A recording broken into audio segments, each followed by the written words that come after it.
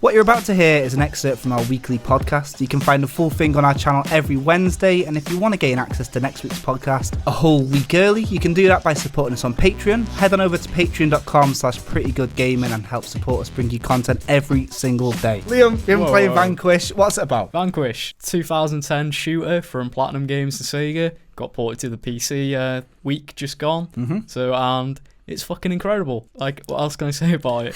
Well, it's like it's a cover shooter. Yeah. But Gears of War, but Gears of War fun. Yeah. Well, it's a bit harsh for Gears of War. Yeah. And harsh to More Vanquish. jokes, everyone. By the way, I say stuff. So you play as like a government agent called Sam Gideon, and you're in a like experimental mech suit, kind of.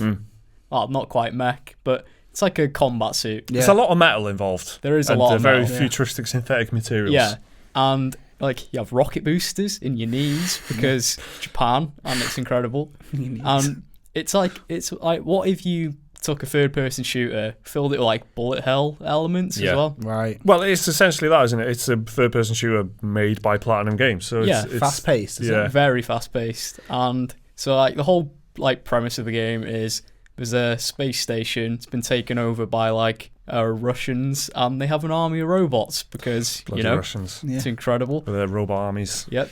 And so you and a team of Marines who have some of the best one-liners in the game. And you've got to take back this space station from the Russians, basically. Yeah. And it's like all out balls to the wall action from start to finish. Never lets up once. I feel like if anyone was to ask you, Liam, what would your dream game be?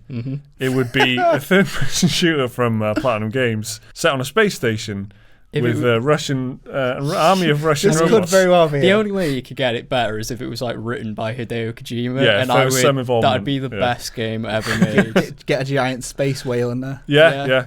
On fire. If you did that, it would have been the best game ever made. Right, so Vanquish is Platinum Games and Sega's second resuscitation of a game from some years ago, the last gen, Bayonetta being the last, and that did really well. Actually, that's number one on Metacritic for PC games, tied with the other fast-paced bullet hell shooter, What Remains of Edith Finch. Yeah, it's a little one from right there.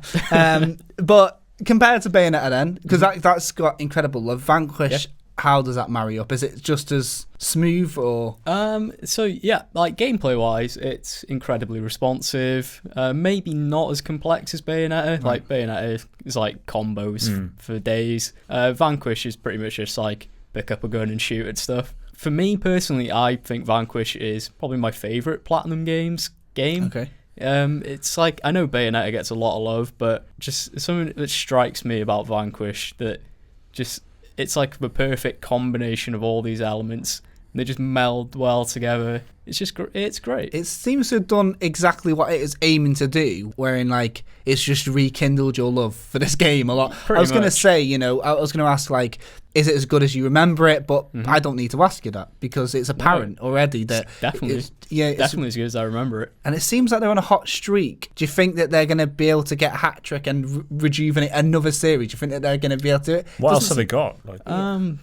They could do Mad World, Anarchy Reigns. They already did Metal Gear Rising. That's already on PC. I feel like Vanquish is kind of a little bit under the radar. Like not under the radar, but it's kind of one that you might forget. And then when you learn that it's coming on PC, you might go, I remember that game, and you'll want to, Well, it feels a bit underrated almost. Fun fact: GameSpot gave it their Best Game Nobody Played award in 2010. Okay, so. Yeah, it definitely flew under the radar. Yeah. Well, more like rocket slided under the radar. He's got him. He's got in there.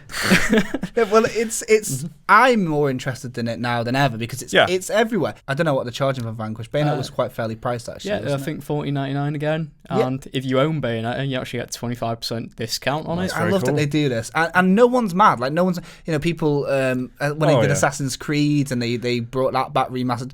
Everyone's moaning and that, but. Everybody's, loving it, aren't they? Yeah, we actually compared it favourably in a video we compared the Bayonetta re-release to Bulletstorm, was it? Yeah. And how they handled that. And Bulletstorm was full price and all this, and Bayonetta was nice and simple, 15 quid. You can play on PC, insane resolution and stuff like that. You can, they was incredibly well optimized. They did the basics really well with Bayonetta, and that's the way to do it. And that's why there is no negativity towards it. I can't imagine anyone having any reason to be upset about the fact that it's been re-released on PC the way it has. Whereas Bulletstorm, there's so many things there that are like, oh, come on, it's just like squeezing and milking your audience in a way that Bayonetta doesn't. Bayonetta feels like servicing your audience, and so does Vanquish as well. And the fact that they give you discounts for buying the two, and even you can buy Vanquish and Bayonetta for cheaper than you could buy Bulletstorm when that came out. For the first time, the remastered. It's a very humble re-release, isn't it? Yeah. They're not shipping it as like Game of the Decade edition and adding a bunch of tat. It seems like they just focused on polishing an already great game that they believed in more than everybody else by the sounds of it, apart from its cult fans. Liam's selling it to me, you know what I mean? I'm interested in it when I wouldn't be. So thanks very much for listening to this podcast excerpt. Remember to leave a like if you enjoyed the video, subscribe if you're new around here, check out some more of our content which should be available right now on the screen. Thanks for watching, we'll see you next time.